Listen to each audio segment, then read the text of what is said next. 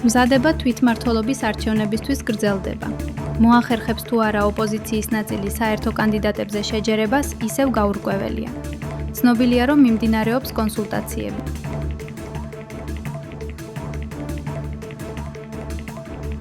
კოალიცია ძლიერ საქართველოს შორის არსებობს მემორანდუმი, რომელიც ითვალისწინებს კანდიდატებზე, ერთობლივ კანდიდატებზე შეთანხმებას, როგორც პარტიულ, ასევე ნეიტრალურ კანდიდატებზე შეთანხმებას და ბუნებრივია, ახლა ასე ვთქვათ, არის პროცესი, როდესაც ძალიან მალე, უკვე სულ რაღაც რამდენიმე დღეში ჩვენ ამ კანდიდატების შესახებ გადაწყვეტილება საჯაროდ უნდა გამომოცხადოთ. ახლა რატომ არის გასაკვირი, რომ ორი პარტიის აღმასრულებელი მდივანი და გენერალური მდივანი ხდება პარტიის დამფუძნებელს. ამაში მე მგონი გასაკვირი არაფერია. როგორც თბილისში, ასევე საქართველოს სხვა დიდ ქალაქებში გვეყოლება საერთო კანდიდატები. მე შევხვდი არა მხოლოდ გიორგი გახარიას, მათ შორის შევხვდი ევროპელ პოლიტიკოსებს ბერლინში. ჩვენ გვქონდა წარმატებული შეხვედრა, ვისაუბრეთ ყველა მნიშვნელოვან საკითხზე და ჩვენ ვრჩებით იმ მემორანდუმის ერთგულები, რომელსაც ხელი მოვაწერეთ საზოგადოების წინაშე და ავიღეთ ვალდებულება, რომ საზოგადოებას შევთავაზებთ სწორედ თანამშრომლობის იმ მოდელს, რომელიც სამწუხაროდ სხვა პარტიებმა ვერ შეძლო. კოალიცია ლელო საქართველოს და გახარიას გუნდს აუცილებლად ეყოლება საერთო კანდიდატები. როცა ვსაუბრობთ ჩვენ რეჟიმებზე, რომლებიც არიან უკანონო, რომლებიც არ ცნობენ ინსტიტუციებს და მიტაცებული აქვს და უბრალოდ არჩევნებსაც აღარ ატარებენ, მათ შორის კონსტიტუციურ პრინციპებსაც არ ცნობენ, რა თქმა უნდა, მშვიდობიანი რევოლუციები არის ამ რეჟიმების, ხალხური რეჟიმების გასტუმრების რეცეპტი.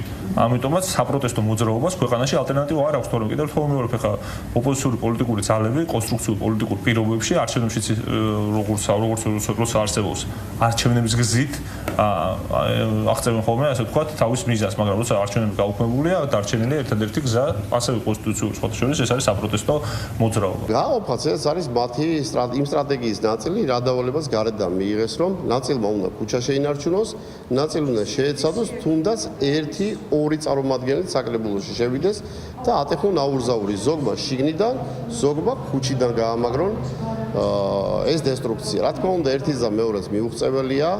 ისინი ორად გაიყოფიან თუ სამად, ისინი ერთნი არიან და შედეგი იქნება ის, რომ საბოლოო პოლიტიკურ განაჩენს გამოუტანს საზოგადოება დესტრუქციულ ოპოზიციას, რა ნომერიც არ უნდა მიიღონ და რა სახელიც არ უნდა დაიფარონ. ჩვენი წევრები, ვინც იყვნენ საკრებულოებში, ისინი რჩებიან კანდიდატებად და პარტიულ გუნდთან ერთად არჩევნებს შევღებულობთ მონაწილეობას. კოლექტიური ნაცმოძრაობა მუდმივად ცდილობს საქართველოში არჩევნების დროს იმ გვარ პროცესებში ჩაერთოს, რაც იქნება არა ლეგიტიმური და დაეხმარება მათი აზრით ხელისუფლებაში არჩევნების გარეშე მოსვლას. ეს ყველაფერი დღემდე იყო აბსოლუტურად შეუძლებელი, ასე იქნება დღესაც და მომავალშიც, მათ არანაირი შანსი არ გააჩნიათ, რომ საზოგადოებას წინ აღუდგენ ქართველ ხალხს საკუთარი ნების გამოვლენისას. ძალიან მარტივი მაგალითია 2024 წლის საპარლამენტო არჩევნები, როდესაც ამ დოზით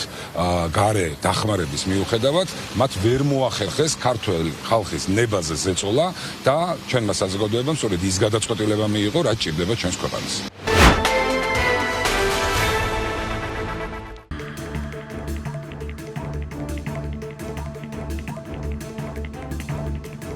ქუთაისი, ვენეცია, ქუთაისი. კიდევ ერთი ავიარეისი საქართველოდან იტალიის მიმართულებით. 2 დეკემბრიდან დაიწყებს ფრენას.